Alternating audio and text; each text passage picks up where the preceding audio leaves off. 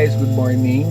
Good morning. Medyo long day tayo kasi ngayon pupunta tayo sa Olympian Mega Gym dahil syempre since nakita nyo naman yung announcement namin na magti-train together na si Mado and si Ven. We'll do that today. Then, after that one, kung hindi nyo pa alam, meron akong advertising agency. Dun sa advertising agency ko, meron akong clients at papakita namin sa inyo kung ano yung isa sa mga projects namin mamaya. Join nyo kami dun sa journey namin kasi medyo mahaba-haba yung paggawa dun sa project namin na yun. Medyo mahirap kasi siya.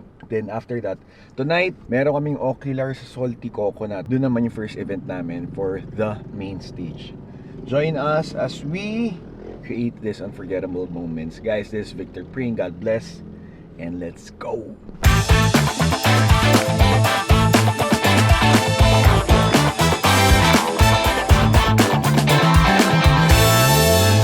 Guys, syempre na we're very thankful dahil yung government natin ngayon meron na easy trip, auto sweep, 'di ba? As one na lang siya. So hindi na hassle kasi dati ang hassle eh. Isipin mo, dalawa yung papaloadan mo, minsan di mo alam kung may load yung isa may load. So at least eto, uniform na siya.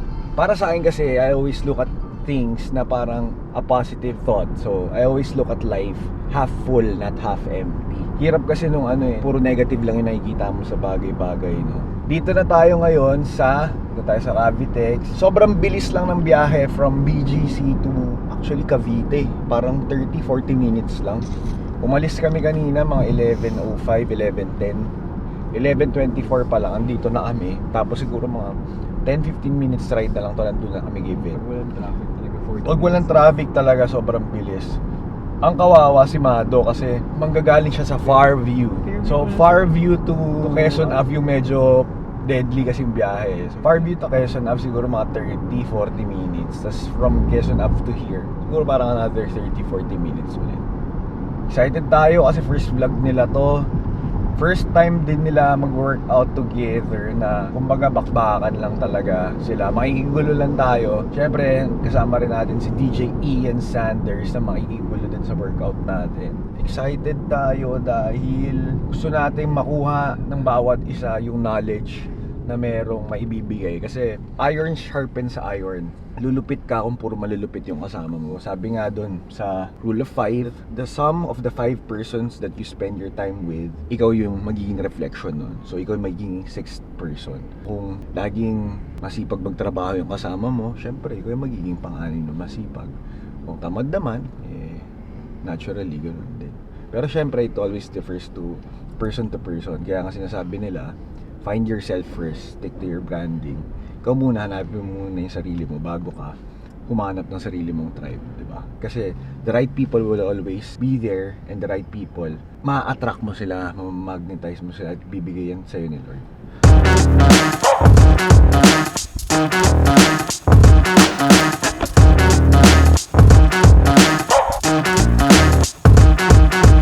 We just finished training with, of course, international athletes. Our very own Olympian, Joven Sagabain, and of course, IFBB Pro Mado Tamayo. Sobrang blessed tayo guys dahil we get the chance to work out with them, basically get the knowledge, the training. Dami nagtatanong bakit ba ako laging kasabay nila or kasama nila, no? Mainly because I want to support them. That's number 1. Number 2, syempre, kanino pa ba ako kuha ng knowledge, diba? Katulad nga ng sinabi ko kanina, going here, if you wanna be the best, train with the best. Working out with the best athletes, working out with the best coaches, sobrang blessed ako to do it. Para syempre, mas well-equipped ako sa buhay. Now, didiretso tayo sa isang fabrication place dahil papakita namin sa iyo isang project na 2 or 3 months na namin to ginagawa. Then, patapos na rin siya, 1.5 month or 1 month to go. Gagamitin namin yun for summer. So, we're very excited for that one. So, makikita nyo siya in 1, 2, and... Guys, so dito tayo ngayon, papakita namin sa iyo yung yung project namin para dun sa, of course, if you follow me on my social media accounts, Corona Beer Philippines, meron tayong gandang project with them. So we converted a combi van, which is vintage na van. We're converting it, hindi pa converted. We're converting it to an iconic. Siyempre papakita lang namin sa inyo. So nasa process pa siya ng pag-convert ngayon. At sa summer, ilalabas namin to, i-showcase namin sa iba't ibang beaches dito sa Philippines. So, tara!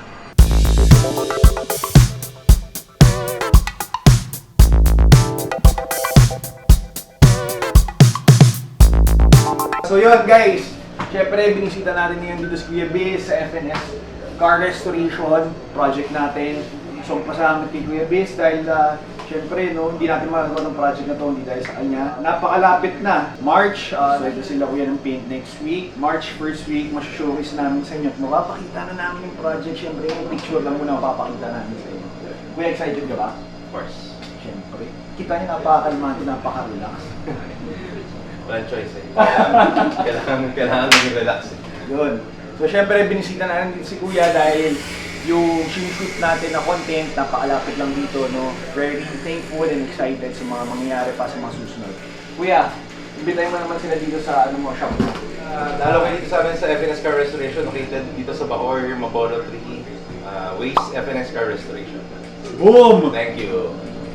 Si Kuya Biz nga pala, tinatanong niya ako, sabi niya sa akin, Vic, mag-start na ako ng vlog ko. Kaya ito, sinimulan na natin yun. Tama naman. Soft launch mo na to. Malakas ka naman kasi. Yaon! Malakas ka. So yun guys, no? Ipag-uusapan namin very private, mamaya na kayo. Kita sa mamaya. Guys, so yan, no? Siyempre, kahit marami tayong ginagawa, meal prep pa rin. Medyo marami tayong gagawin today. Kailangan kasi consistent pa rin. Diet, kailangan Actually, hindi diet tawag ko dito eh. Tawag ko dito, lifestyle ng pagkain. Kasi pag diet, parang pangit pakinggan. So pag lifestyle, mas okay siya. Kasi way of living. Tama, Rod? Same. Kwentuhan mo naman ako, Rod. Habang makain ako. Anong gusto mong kwento kaya? Anong part? Anong topic? Sige, marami to. Ano ang pinakamasaya na moment sa'yo? Kaya ko yung 7th birthday ko. 7? 7th. Bakit? Ano yun eh? Alala mo pa yun? Oo, syempre, isa sa masaya eh. Ano kasi yun? Jollibee. Bumaba yung buong Jolly Town ng birthday ko. Syempre, nandun yung kuya ko, yung nanay ko, tsaka family. Pero si Papa wala kasi, nag-work. Pero understood, wala si Papa doon. Kasi kailangan niya mag-work para sa amin. So Ron, syempre nabanggit mo, na syempre family. Actually guys, one of the things that talagang very notable kay Ron, yung closeness siya sa family, no? Syempre kay tita, sa kuya niya, and of course sa dad niya. Pero nabanggit mo kanina, no, yung dad mo na laging, syempre he sacrificed so much for you, for the family, na hindi niyo siya kasama madalas, lagi siya nagtatrabaho. Kasi nga syempre, overseas yung trabaho niya. Ron, syempre, excited yung papa mo sa graduation niya. Yes. Ano naman ang mo dyan, masasabi mo? Alam ko naman yun lang yung gusto din nila for me. Kasi kaya naman sila nag-work para makapag-provide sa amin, para mabigay yung quality na education. Kasi wala namang ibang inisip yung mga magulang, kundi yung kinabukasan lang ng mga anak nila. Nag-work siya overseas, nagsasacrifice siya ng time, na hindi niya kami makakasama, health, lahat. Kaya kailangan ko suklian yon. Kaya ito, nag-aaral ako, work. Gusto ko na makapag-give back. So ito yung mini way ko para makatulong na sa kanila. Tsaka yon, yung school, kailangan ko siya tapusin para, yun yung trophy nila eh. Trophy ng mga parents natin yun. Yun yung fruit of their labor. Kaya ayun, study ngayon, tsaka onting work para makapagbalik sa kanila. Ron, sa mga working students, siyempre working student ka eh. Ano yung mga advice mo sa kanila? Sa mga working student, wag niyong kakalimutan yung school nyo. Yung iba kaya nag-work kasi gusto nila masuportahan more yung school nila. Kaka-work nila, nakakalimutan na nila na bakit sila nag-work. Which is, masupport niya yung school nila. So dapat kapag working student, wag nyo pa rin kakalimutan yung school nyo. Kasi education yung number one na dadalhin nyo hanggang tumanda kayo kahit 70, 80 na kayo. Yung pinag-aralan nyo, yun yung habang buhay nyo dadalhin. Tsaka walang sino man makakakuha niyan sa inyo. Pero guys, yun naman, no? Ang ganda na sinabi ni Ron doon. At kaya dun sa mga blessed enough, merong complete family, may nagpapaaral sa inyo, or kahit hindi complete yung family nyo, kahit meron lang nagsasakripisyo sa inyo para makapag-aral kayo. Guys, take the most advantage of it. Talagang bigay nyo lahat kasi hindi lahat nabibigyan ng chance para makapag-aral. So, habang may nagpapaaral, mag-aral kayo ng mag-aral, tapusin nyo. Yun kasi yung pinaka-give back nyo talaga sa kanila, no? At ano masasabi ko kasi, kasi my college days, wala rin naman. Talagang kaming dalawa ng ate ko and of course my mom, syempre medyo mahirap talaga yung buhay. So kahit paano medyo nakakaangat-angat tayo, kaya baka this year malay nyo, di ba? Meron tayong mga surpresang malulupit pa. Guys, yon, at kakatapusin lang namin yung pagkain namin. Dediretso na kami sa HQ, then sa Salty Coconut, pakita namin sa inyo the rest of the day. Let's go.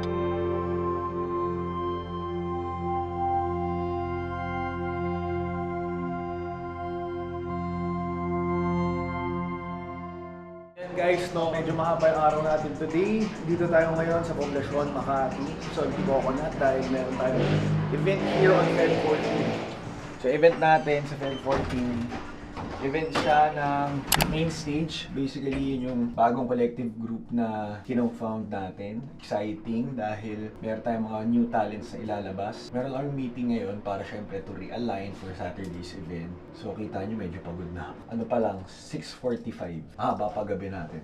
Let's go.